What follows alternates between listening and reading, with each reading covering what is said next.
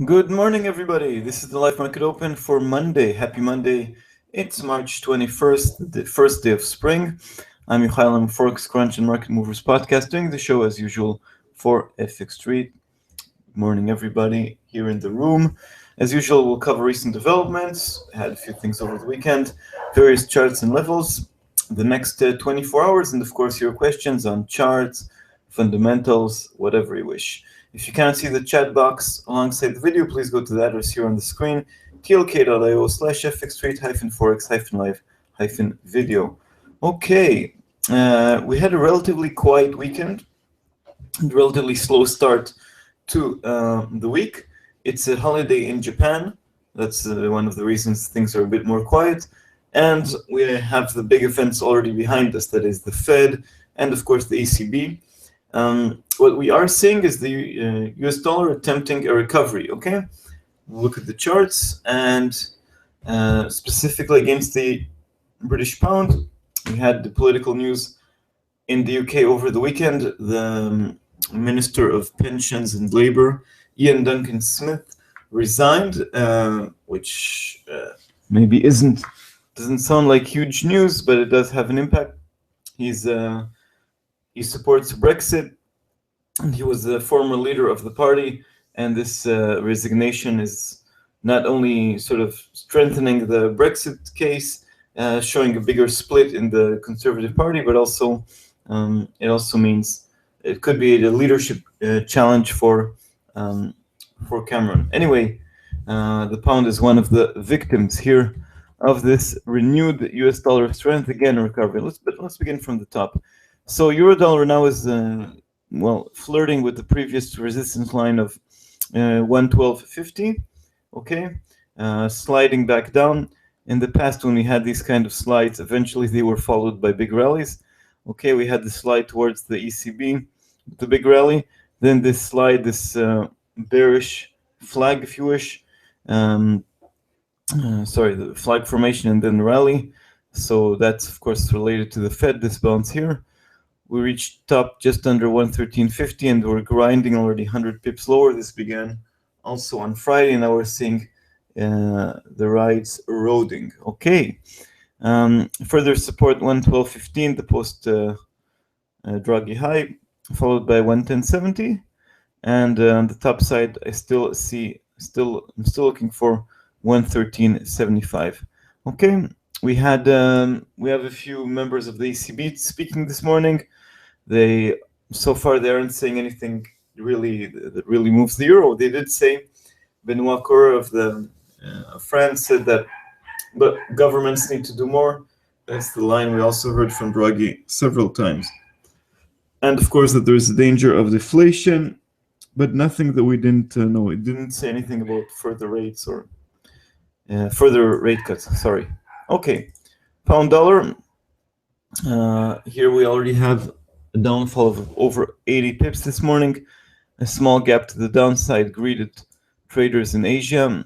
And then we had an attempt to close the gap. The gap was not closed, as you can see here. So pound dollar continued south. 143.65 is the next line of support, followed by 142.80. On the top side, we have 144.40 and 145. Okay, this political news from the UK has an impact on the pound. The pound is losing more than other currencies against the US dollar. Dollar yen getting comfortable in lower ground. Here we don't see big moves. Again, Japan is on holiday. This might have an impact as well.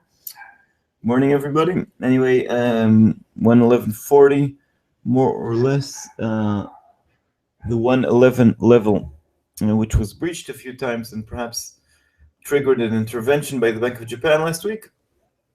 Okay, I still see it as a support despite these breaches because it was double bottom. This is one. Here we are. You see, in February it worked as support twice. Now in March, it was breached a few times, but I still see it as support. Dollar CAD, well, stronger dollar also here. And here we can see, I think I was talking about this already on Friday, it seems that the Canadian dollar is losing steam, okay? So dollar CAD went all the way from 147, almost 147, if you remember, to the current levels. It fell under 130 last week. Now it's a bit above, and oil prices did continue rising on Friday, and the Canadian dollar couldn't keep up. This is also what's happening today. Oil prices are doing all right, okay? They're still positive. They're at $41 almost. Well, sliding just a bit, but still up on the day. And the Canadian dollar is just unable to keep up. We also had good figures from Canada on Friday, and it didn't help either. We'll talk about these figures soon. I mean, they did give the Canadian dollar a boost, but it was only temporary. Okay, it seems that if something cannot go up on good figures, then the direction is to the downside. In this case, downside for CAD and upside for dollar CAD. Okay. Also, the Aussie dollar is losing steam. Also, there we have some kind of political developments. Australia will probably hold elections in the summer. Well, summer here, that means winter over there, in July. And these could be elections to both houses. I'm not really familiar with the Australian system, but in general, as we know, uncertainty is not good for the currency. We fell under the 76 level this morning. Let's see if it really works, as if this break is real, if this line continues working. We had 76.80 as resistance last week, but also here after the big rally, we're seeing it lose some steam.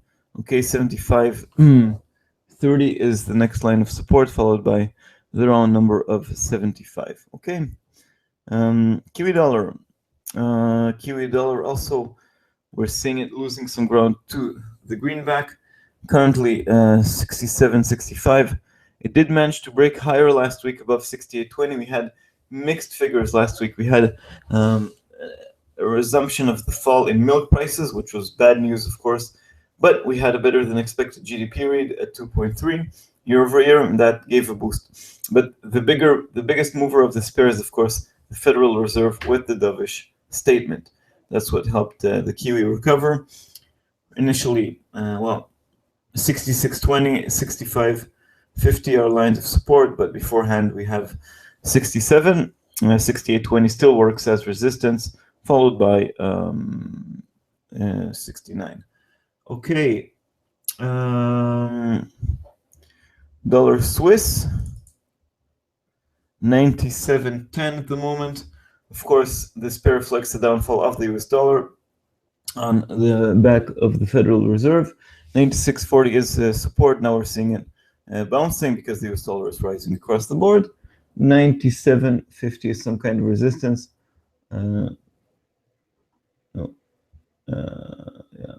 Sort of resistance, followed by the round number of 98.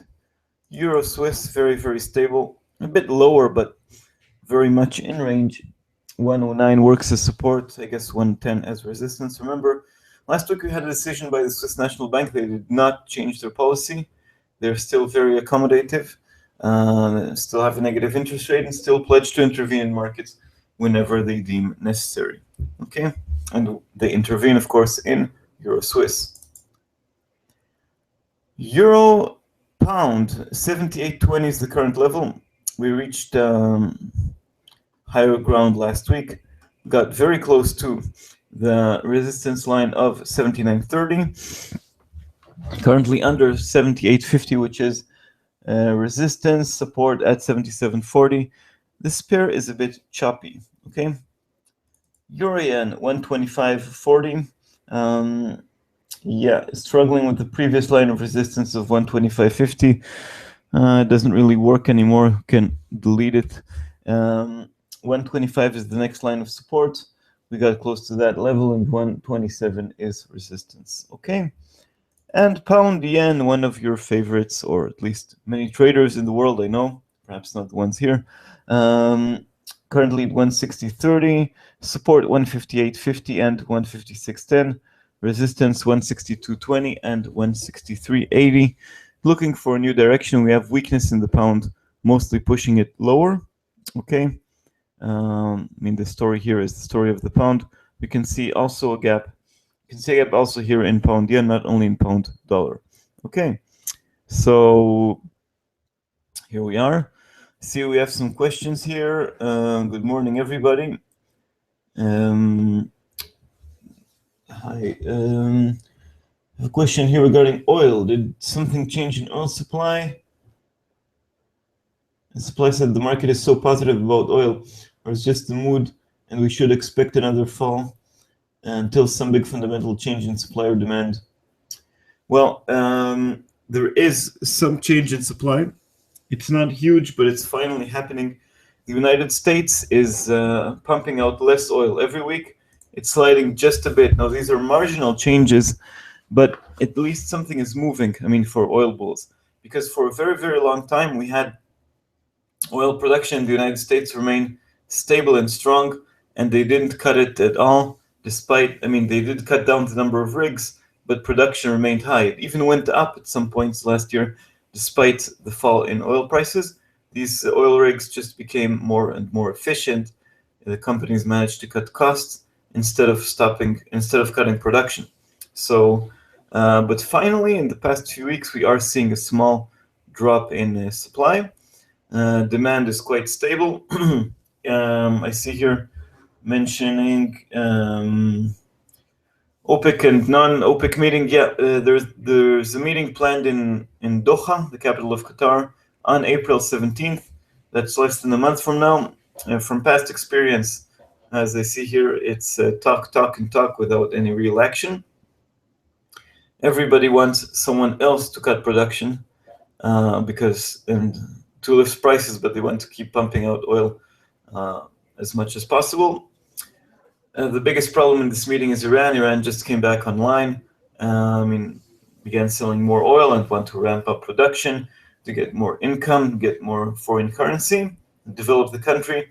So with this in mind, Iran said, okay, we'll freeze, but only once we reach previous levels, and so did other countries such as Libya. Anyway, I don't see them reaching an agreement. They might reach an agreement if oil prices were to fall back to the previous levels of $26, $27, maybe even lower, then there would be more pressure. But if oil prices remain at 40, and these players, the big players in the oil market like Russia, Saudi Arabia, and others aren't on board, aren't keen to cut in their production anyway, I don't see anybody moving. They can make some declarations about an oil production freeze once, or even if they do reach an agreement, it doesn't mean they'll respect it. Okay, so OPEC has a quota which they never meet. For quite a few years, Saudi Arabia is just pumping out. Everybody's pumping out as much as they can. Okay, so, and especially with oil prices a bit higher, I mean, it's 50% off the lows in WTI, and in general, it's just they're still low, but not at alarming rates. I don't see any need to cut. I mean, any urgency. We have more questions here. Build euro-dollar longs. Yeah. Okay, let's continue. Talk a bit about events we had on Friday. They weren't big. Yeah, we had, as I mentioned, the Canadian retail sales beat expectations. It came out with a big bounce, better than expected. Inflation was okay in Canada. It was a double feature release on Friday. So that was, but that didn't last too long. As I said, the Canadian dollar has run out of steam. We had U.S. consumer confidence that missed expectations. It hurt the dollar only very, very temporarily. It was a small miss. For instead of 91 point something, it came out at 90, at the round level of 90. On the other hand, at least inflation expectations were a bit higher. Bullard, we had a few Fed speakers. The one that stood out for me, stood out in terms of market impact, was James Bullard of the St. Louis Fed. He was, relatively bullish, which is not new. We already know that, but his words did seem to have an impact. His optimism did help the US dollar recover just a bit, a trend we're seeing now as well. Okay, before I move to today's events, questions here. What is your view on euro dollar today? Well, euro dollar continues sliding. It could fall a bit more, so I would say my bias is bearish a bit, but maybe 112.15. But there aren't big market movers today, and the Fed was really dovish. Many people in markets, many market participants are discussing why the Fed went so dovish, and that's the biggest mover of euro dollar as well. My reason, well, I have a few ideas. First of all, they didn't catch up with reality. That things have improved since then. Perhaps they want to have more shock absorbers in order to mitigate something we don't know for further fall in the global economy, and maybe they wanted to hurt the U.S. dollar a bit, keep America competitive. And I read Forex Live. Adam Button has a theory that the G20 meetings, they all decided to give their best stimulus possible. We heard from the ECB, from China, from Japan, and now also the Fed. And this is certainly a possible theory. So I don't know exactly the reasons, but for me, especially the thing that the Fed told us that they're very worried about inflation on the same day that inflation came out better than expected, and at healthy rates. It's not deflation danger like in Japan or in the Eurozone. That was quite surprising for me. So maybe they know something we don't. Maybe they're cooperating. I mean, they're working to weaken the dollar. Maybe it's cooperation with other banks. Comment here: fiscal stimulus expected from the Canadian budget tomorrow. Do you expect another leg lower in dollar CAD? Well, it depends on what we have in the stimulus package. What I do know is that the Bank of Canada, the central bank, decided not to cut rates back in January when things looked bad, when it was, well, oil prices were falling. There were worries about the Canadian economy. Everything looked negative. Dollar CAD trade 147, and since then we had the big fall, right? So at that point, the reason for the Bank of Canada not to act was that it's waiting for the government budget. So I think if we have now a lot of stimulus, investment in infrastructure, in whatever, we might have, there's less chance that the Bank of Canada could act, and that could push dollar CAD lower, as you said.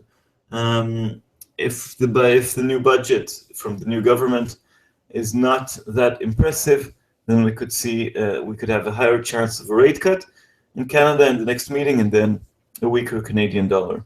So yeah, I guess I don't know how big the impact is going to be. I do know that recent positive figures from Canada and higher oil prices help the Canadian dollar less than it used to. Okay. Anyway, resistance 131.70 and support 128.30. Is the Fed helping China? Well, the Fed, the United States and China are closely tied together. When talking about currencies, of course, the Chinese yuan is very, very close, almost pegged to the US dollar. Movements there are very controlled, are very small. So we have that.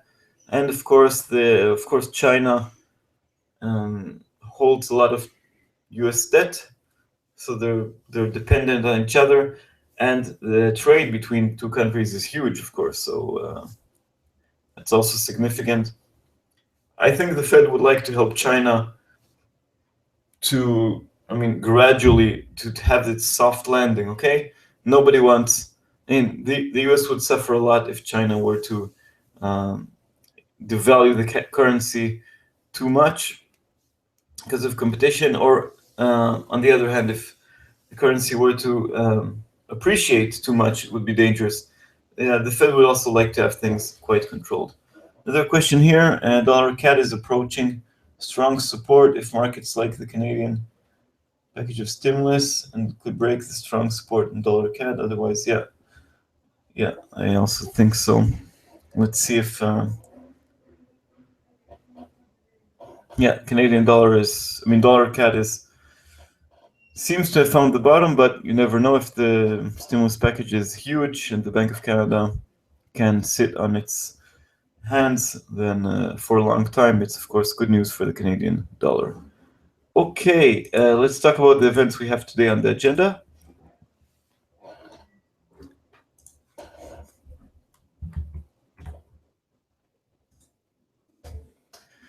At 9:30, we have a speech by Vitor Constancio. He's the number 2 at the ECB. Always sits beside Mario Draghi in the press conference. And he sometimes does have an impact on markets, okay? He's not the biggest market mover. Of course, Draghi is number 1. And there are more influential people over there, but he can still say something meaningful. More from Europe, we have the Bundesbank monthly report. It's a report by the German central bank about the state of the economy. It doesn't always move markets. Let's see how they view China, how they view Volkswagen crisis, which is still with us, and other things. At 2 GMT, we have existing home sales. Remember, here in the United States and in Canada, they already switched their clocks to daylight savings time, but here in Europe, we have another week of the winter clock. Anyway, existing home sales are expected to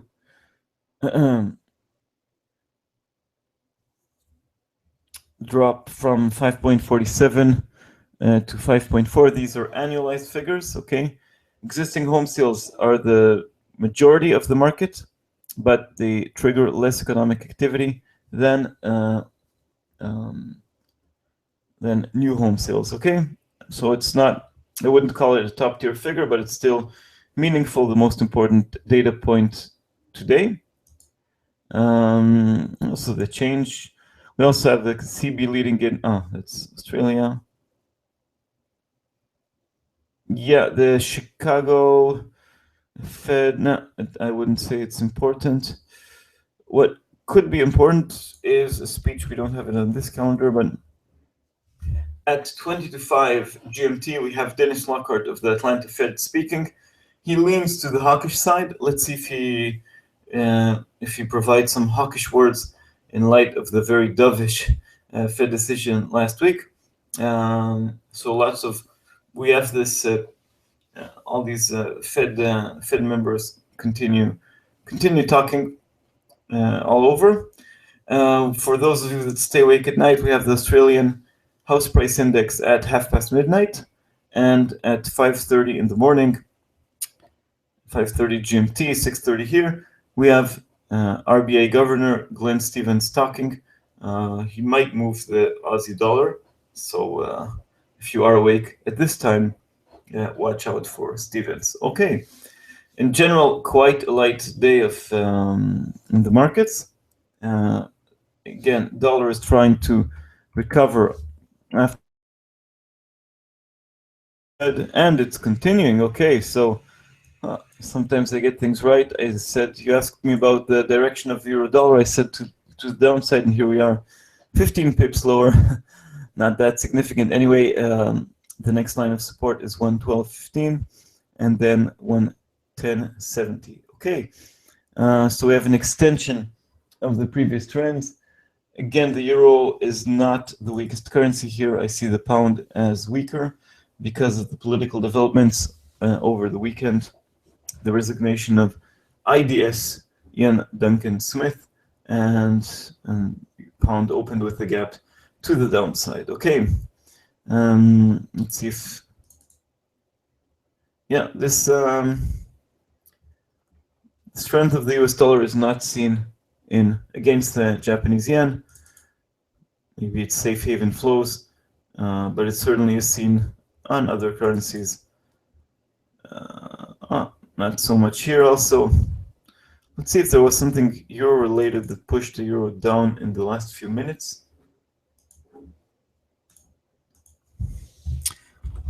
But all in all, it seems to me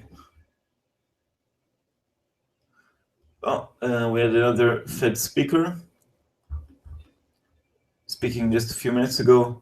Jeffrey Lecker, not to be confused with Lockhart. Okay, he said he's reasonably confident that inflation will rise to 2%. Well, that's the goal of the Federal Reserve.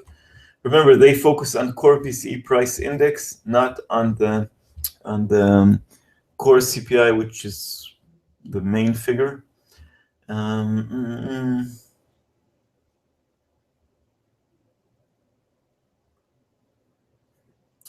Yeah, he sees the effects as transitory on inflation.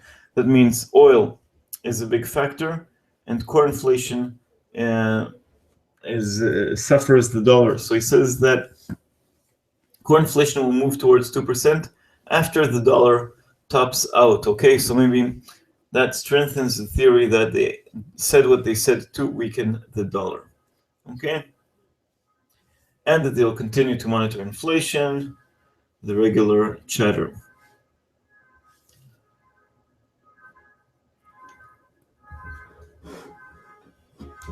Anyway, but I can't say it's euro related.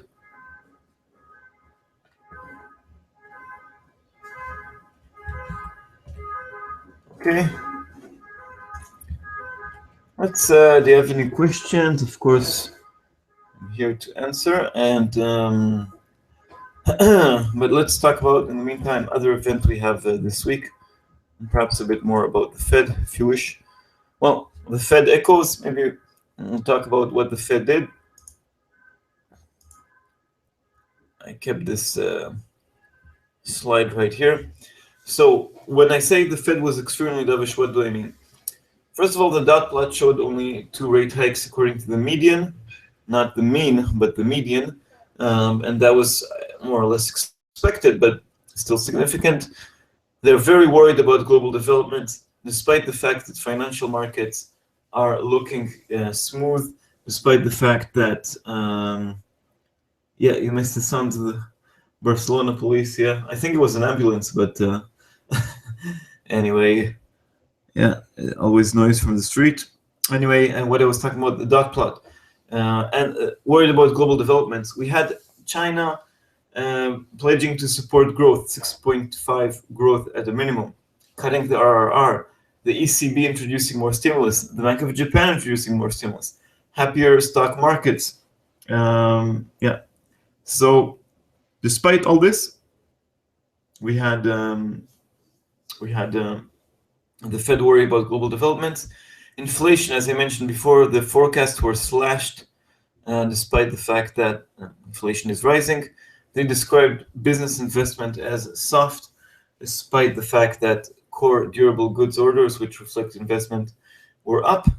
And I think at least one voting member was surprised, Esther George of the Kansas City Fed. She was surprised, and she dissented. She voted for a rate hike. Okay, the dollar, of course, crashed. Anyone with the best strategy to spot the entry and exit points? Okay. Yeah, glad you're helping each other there. Seek confluence of several indicators like RSI and stochastics. Okay. Now let's continue with other, apart from the Fed echoes, which will continue. Now we're seeing sort of a correction on this, a stronger US dollar today. Tomorrow we have many German surveys. When I'm talking about German surveys, I'm talking about the Germany's #1 think tank, IFO. I also have the ZOO figure. They're usually released a few days apart, but this time it's both on the same day, an hour apart. And we have the preliminary, the flash PMIs. Okay, these are forward-looking indexes, purchasing managers indexes. That these are surveys of people, influential business people across the continent, and the most important one is the German manufacturing one. So a lot of focus tomorrow on Germany. Okay. In addition, for the UK, we have inflation figures. It's not only politics in the UK, and let's see if how inflation is doing over there. It was around 0. Headline inflation core was around 1. We'll talk about that more in detail, of course, tomorrow. On Wednesday, we have the usual oil inventories.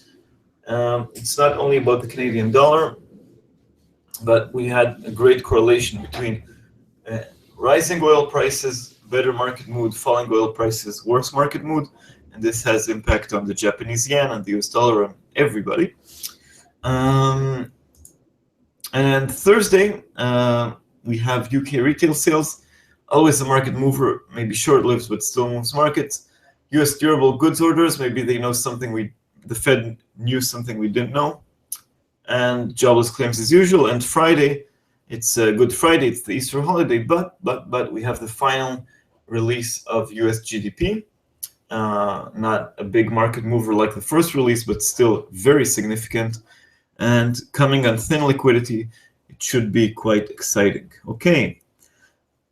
Question here, do you see the bearish tone set by the Fed last until the end of the year, or just until the next FOMC, since it's now sure that they will not?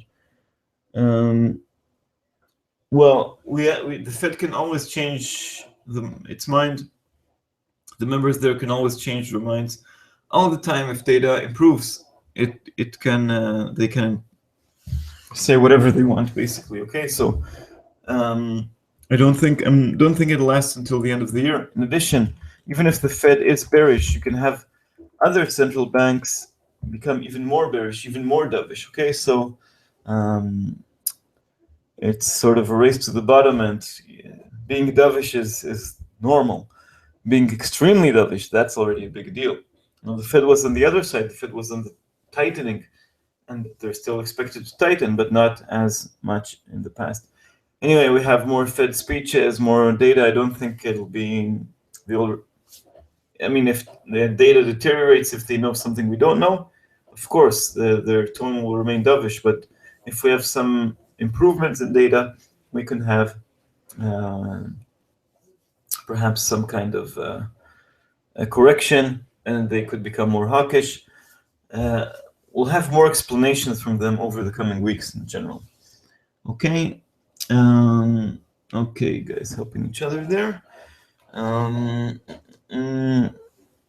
So, okay, your dollar bounces from the lows.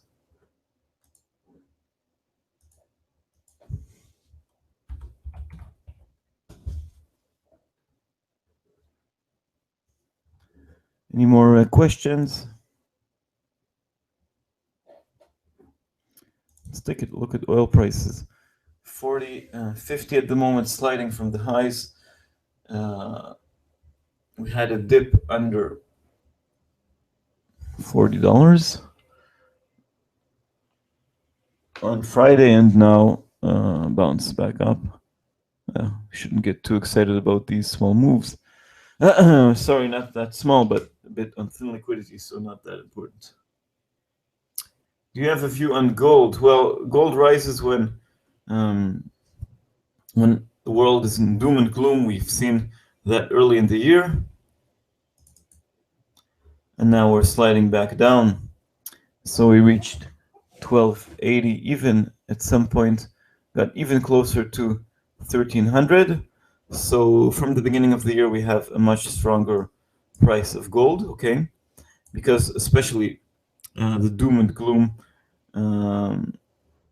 well, that reached some kind of peak in mid-February, and since then we had it sort of floating around. Now it's looking for a new direction.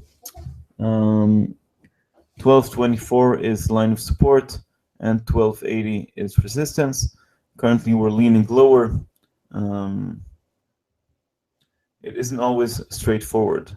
With gold, in the past, gold used to attract all the, well, when central banks were printing so much money, they still are, gold was seen as sort of a hedge against inflation until the speculative hot air, all the steam went out.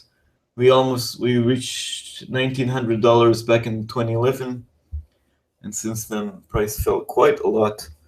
And anyway, I don't have a specific view on gold. I think now it's found. I mean, looking at the chart, it's now looking for a new direction. It's range bound, but where will the next break be to? I don't know. Kiwi dollar. Do you see the fundamentals pointing to a weaker Kiwi. We've seen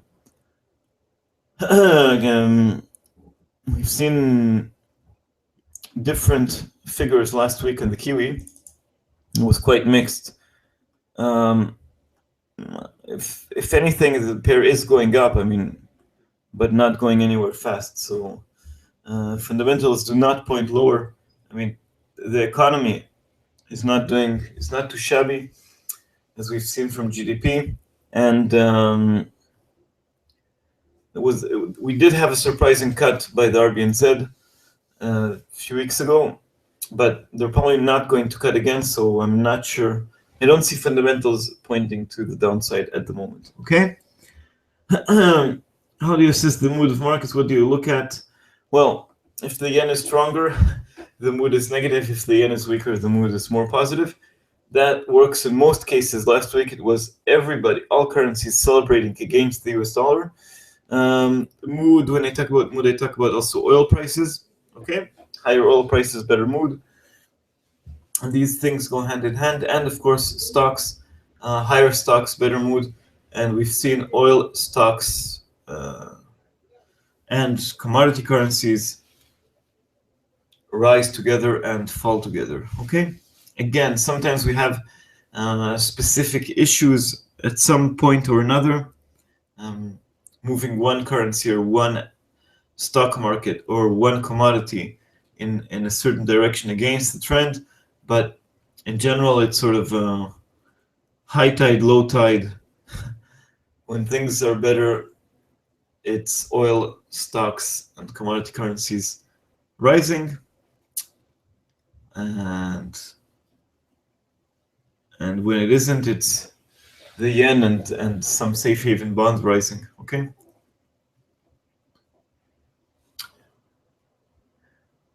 Bank of England wants a stronger or weaker pound into Brexit talks.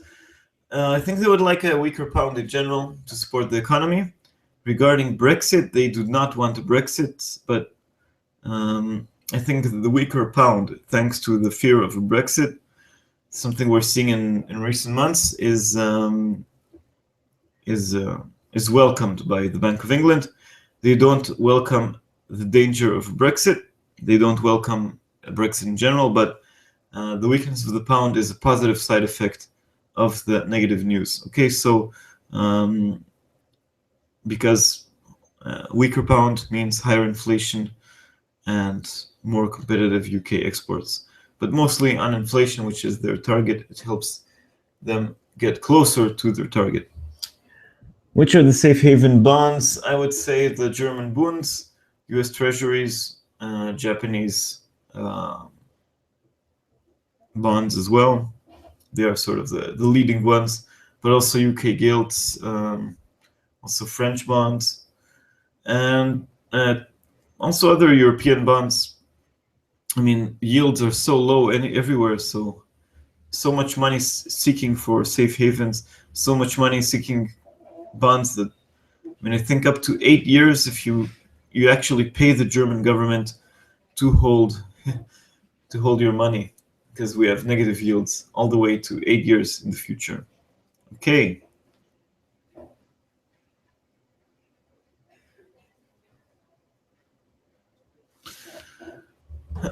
More questions?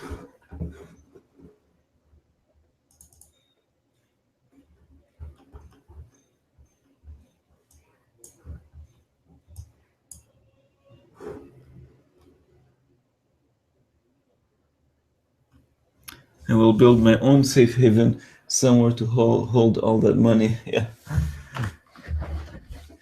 Anyway, euro dollar at the round level of 112.50 that worked as resistance in the past. Yeah, right here in the middle of February.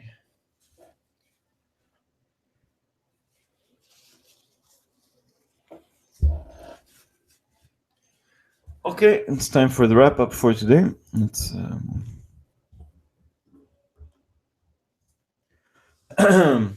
So this is the wrap up for the live market open for Monday, March 21st. Slow start to the new week, but we do have Japan is on holiday. That's one of the reasons for slower trade. On the other hand, we are seeing some moves in markets. The US dollar is attempting a recovery. News over the weekend is that Ian Duncan Smith, prominent politician in the Conservative Party, quit.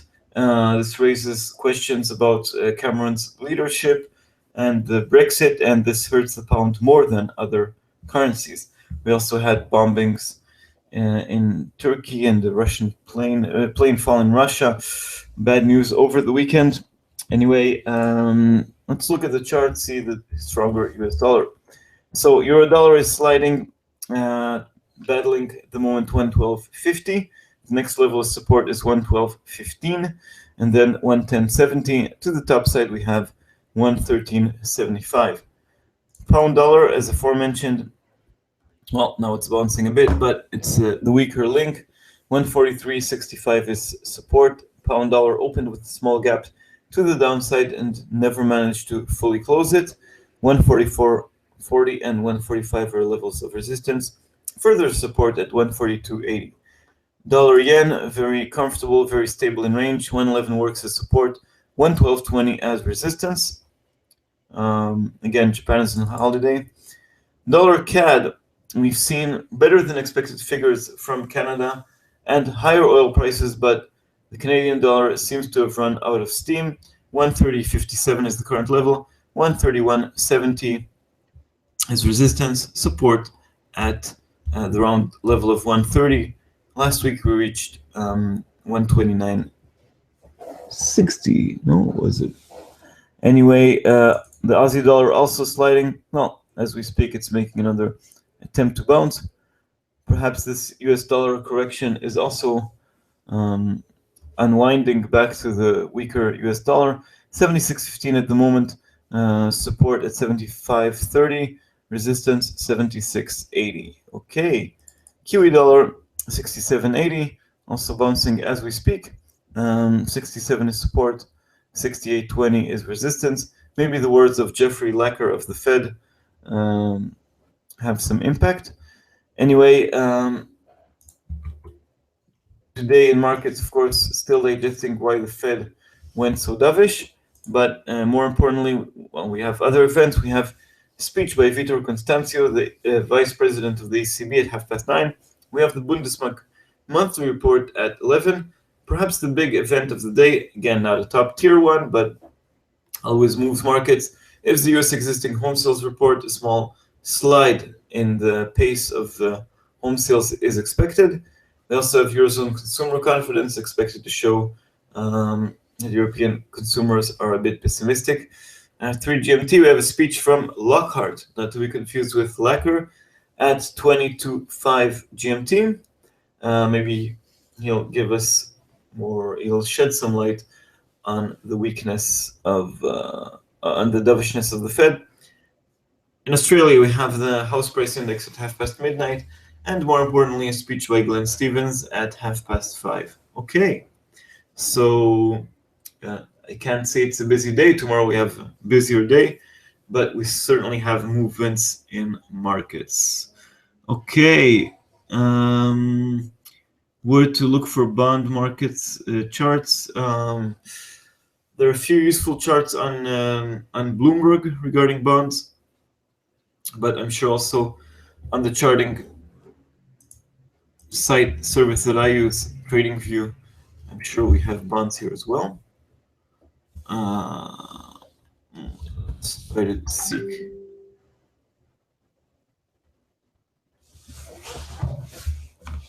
Yeah, no, anyway, I'm sure we can find bond somewhere. Anyway, let me try to find that on Bloomberg for you.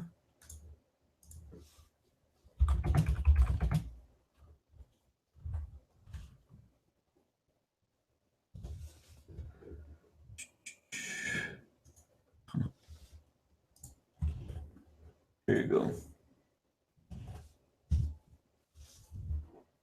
Okay.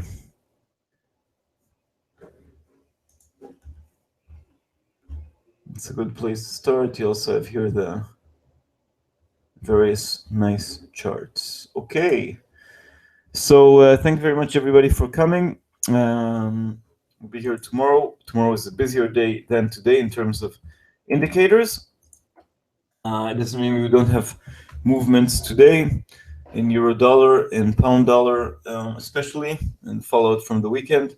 And existing home sales is the main event in a not really busy day, but still important. I mean, still markets are still moving quite nicely.